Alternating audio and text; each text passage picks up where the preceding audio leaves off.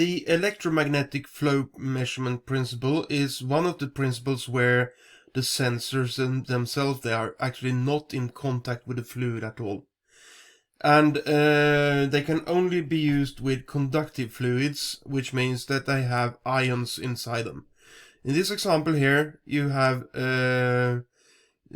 salt water, NaCl, where the Na are positively charged and the Cl are negatively charged.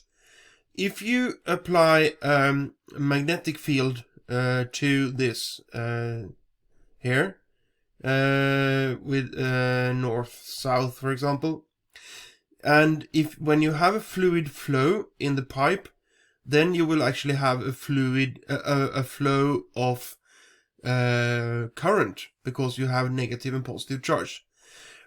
If you have the Lorentz law, you will see that there will be a force applied to a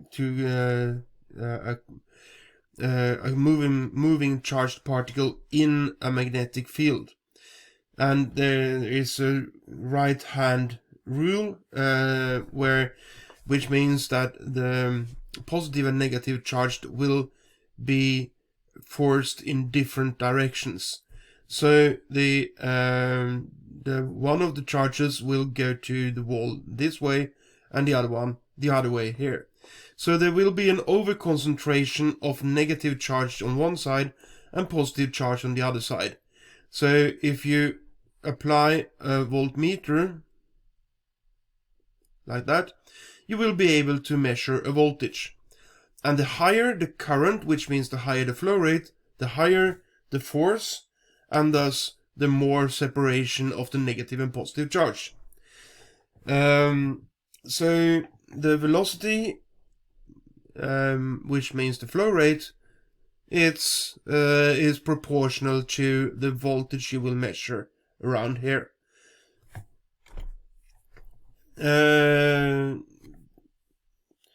For low conductivity liquids, you will have low sensitivity, so you should not use it for example, deionized water or boiled water.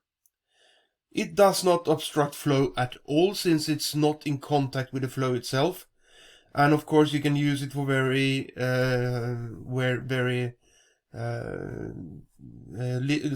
liquids, which, for example, with acids and so on.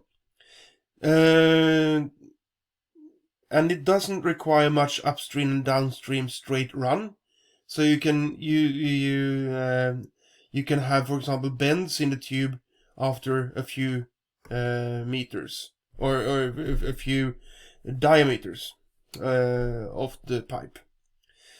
They must be completely filled with liquid, because if you have a flow like this and you try to send a magnetic field through that one, that will highly influence the flow, the flow measurement.